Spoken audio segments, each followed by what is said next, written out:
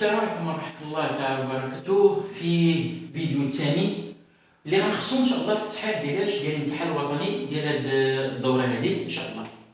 غنبدا كل فيديو غندير فيه تمرين، واليوم ان شاء الله غنديرو التمرين الاول اللي كان كيتضمن 4 اسئلة: حلول المعادلات وحلول متراجحة وكذلك واحد النهاية، وبين ان المعادلات تقبل حلا وحيدا. السؤال الاول الف قالك حل في المعادلة وجوج إكس ناقص 4 إكس زائد 3 كيساوي صفر. أول حاجة قبل ما نبدا أي معادلة أو أي متراجحة ضروري بتحديد مجموع التعريف. مجموع التعريف ديال اكسبونسيال معرفة على دوز إكس معرفة على إكس معرفة على إذا د يساوي هنايا هذه معادلة من الدرجة الثانية. غتقول لي كيفاش جبتيها؟ هنا ليكسبونسيال ديال 2 اكس موان 4 اكس بلس 3 ايكال 0 ايكيفالون شنو؟ هاد ليكسبونسيال 2 اكس هي او اكس لو تو او كاري موان 4 اكس بلس 3 ايكال 0. في هاد لو كان لا كان الحق فاش تطرح التغيير متغير، باغ اكزومبل نضع ت كيساوي او اكس، إذا المعادلة تصبح على شكل تي او كاري ناقص 4 تي بلس 3 كيساوي صفر. واحد القضية تي داك التغيير متغير غادي يستعمل حلول المتراجحات، ولكن في الأصل راه كنقلبو على اكس. هنايا اش غندير؟ كندير دلتا. دلتا هي بي كاري ناقص 4 أ اللي كتعطيني بي هي موان 4 لو تو كاري موان 4 هي 1 سي كذلك هي 3 اللي كتعطيني 16 موان 12 إيكال 4. سي بيروي ستريكتومون أ زيرو. فهاد لوكا فاش كيكون أكبر قطعة من زيرو 100% كيكون عندنا الحلين شنو هما؟ إذا دي 1 كيساوي موان بي موان جذر مربع دلتا على جوج أ، و بي قلنا هي موان 4 موان مع الموان هي 4 موان راسين ديال 4 هو 2 سور 2 إيكال 2 سور 2 إيكال 1، و تي 2 إيكال موان بي بلس جذر مربع دلتا على جوج أ يساوي 4 زائد جوج على جوج كيساوي 6 على جوج كيساوي 3. فهاد لو كان ما كنديرش اس يساوي 1 على 3 لأن داك التي الحقيقي غادي يساعدك باش تعرف شنو بتحل المعادلة. أما في الأصل كنقلبو على إكس، كتقولو منه أو إكس كيساوي 1 أو أو إكس كيساوي 3. أنت ليكسبونسيال دائما موجب، 1 و 3 موجبين، إذا عندك الحق تدخل ألان. إكس إيكال ألان ديال 1 هو صفر، إكس كذلك هنا كتدخل ألان هي إكس تساوي ألان 3. إذا هاد الحلين بجوج كينتميان إلى يعني مجموعة التعريف، إذا اس كيساوي صفر ألان 3. إذا أي حاجة ولا أي معادلة بغيت تحلها ضروري مجموعة التعريف، ضروري مجموعة التعريف، لأن بعض المرات كيكون مجموعة التعريف كيكونوا الحلول ولا شي حل ما كينتميش لمجموعة التعريف، إذا بطبيعة الحال خصك تقسيها. كملنا حلول المعادلة. لاحظ أن السؤال باء عنده ارتباط باش بالمعادلة الدرجة المعادلة الدرجة الثانية ديال الأولاني. هنا باء قالك حل المتراجحة وتا هي في ليكسبونسيال ديال 2 اكس موان 4 او اكس بلس 3 أصغر من أو يساوي صفر. أول حاجة حتى هي مجموعة التعريف. حلول المعادلات وحلول المتراجحات كندير دائما مجموعة التعريف، إذا حتى هي مجموعة التعريف ديالها ما عندناش مشكل فيها.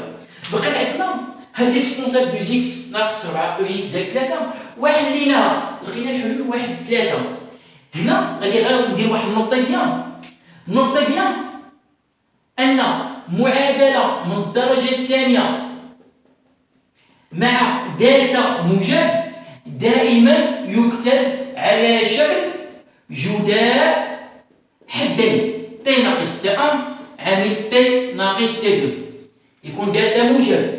أما دالتا سالب أو أصغر من أو يساوي صفر بصفة عامة الإشارة هي إشارة أ. إذا كان أ موجب راه موجب، إذا كان أ سالب راه سالب. هنايا أ موجب راه كان موجب، إذا كان أ سالب سالب. أما في يكون دالتا شنو؟ يكون دالتا أكبر قطعة من زيرو 100% كدير شنو؟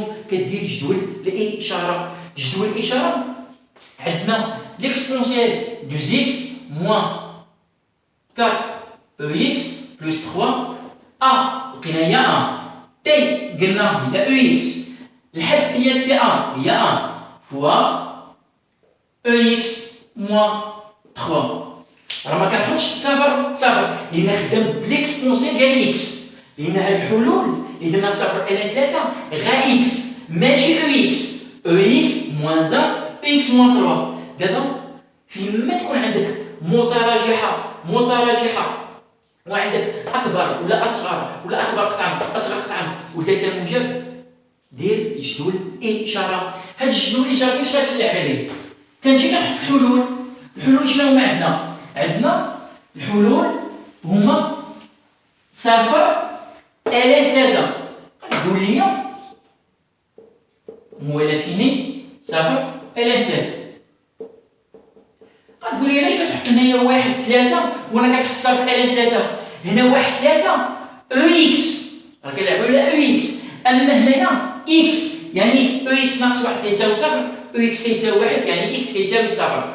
كنحط او اكس ناقص 1 كينعدم في 0، وكذلك كنحط او اكس موان 3 كينعدم الى 3. هنا في الدوائر المركبه الان والاكسبونسيال دو سينوس كوس وكذلك طونجونت ما كنبقاش نقولوا اشاره ا، لان عندي جوج اشارات كتلعب على الاشاره هنا والاشاره ديال اكس. بحال هنا موجب اكس المعامل ديالها موجب، هنا موجب في الموجب موجب، عاد عندك الحق تقول عكس اشاره ا بلس بلس.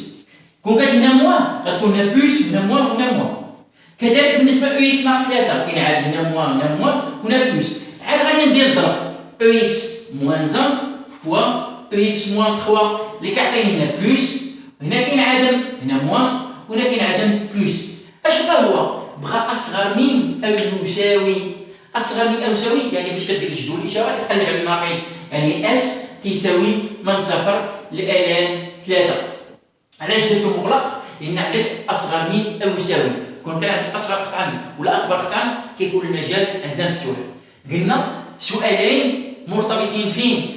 في نفس الداله، يعني نفس الايكواسيون اللي عطاك هنايا هذه المعادله ولا هذه الداله كتكون فوق. ودائما المتراجعه كيقول لك طبق حلول المعادله. هو عطى لك السؤال الاول الف، يعني هو باش غنخدم في السؤال الثاني. هنا كملنا المعادله وكملنا كذلك المتراجعه. بقات عندنا النهايه، ولاحظ ان النهايه اللي عاطين حتى هي عندها علاقه بالداله الاولانيه. يعني سؤال مرتبط في 3 اسئله من ناحيه الداله. يعني عندنا جيم ليميت تاع اكس يا اولا صفر ليكسبونسيال ديال جي اكس ناقص 4 او اكس زائد 3 مقسومه على جي اكس ناقص 1 كيساوي. اول حاجه كتجي تعوض نشوفوا بعدا واش الشكل غير محدد ولا لا، واش عندي شكل غير محدد ولا لا. فاش كنعوضوا كنلقاو هنا 1 ناقص 4 ناقص 3 زائد 3 هي 0، 1 ناقص 1 هي 0، اذا الشكل غير محدد. فاش عندك الاكسبونسيال في الوصول والاكسبونسيال النقاد 100% كاين عامل مشترك. كون نفترضوا عطاك الاكسبونسيال في الوسط وعطاك اكس في المقام 100% كتخدم بالعلاقه ليميت تاع او اكس ناقص 1 على اكس بزيرو يساوي 1. هنايا بلا ما نعاودوا الخدمه، علاش؟ لان عرفنا الاكسبونسيال ديال او اكس ودرنا ليه التعميم، لقينا او اكس ناقص 3 عامل او اكس ناقص 1 مقسومه على الاكسبونسيال. هذه راه متطابقه هامه، او كاري ناقص بي كاري او كاري ناقص بي كاري. اش كيقولوا لنا؟ كيقولوا لنا راه هي ا ناقص بي عامل ا زائد بي، يعني في هذا لو كان هي او اكس موان 1 عامل او اكس بلس 1. اختزل دابا يعني او اكس ناقص 3 على او اكس زائد 1 اكس يا ولا زرو. اين فوا تختزل عوض اش كيبقى عندك هنايا؟ 1 ناقص 3 على 1 زائد 1 اللي كيعطيني ناقص 2 على 2 يساوي ناقص 1. اذا السؤال ولا واحد، السؤال الاول واحد مرتبط بنفس الداله، عطى لك حلول المعادله ومتراجعه ودخل فيها النهايه. السؤال الاخير اللي كان مستقل على دوك 3 الاسئله الاولانيين بين ان المعادله تقبل حلا وحيدا في المجال ناقص واحد صفر. الحل الوحيد في المجال عندك هنا مجال مغلق اذا كدير مبرهنات القيم الوسطيه.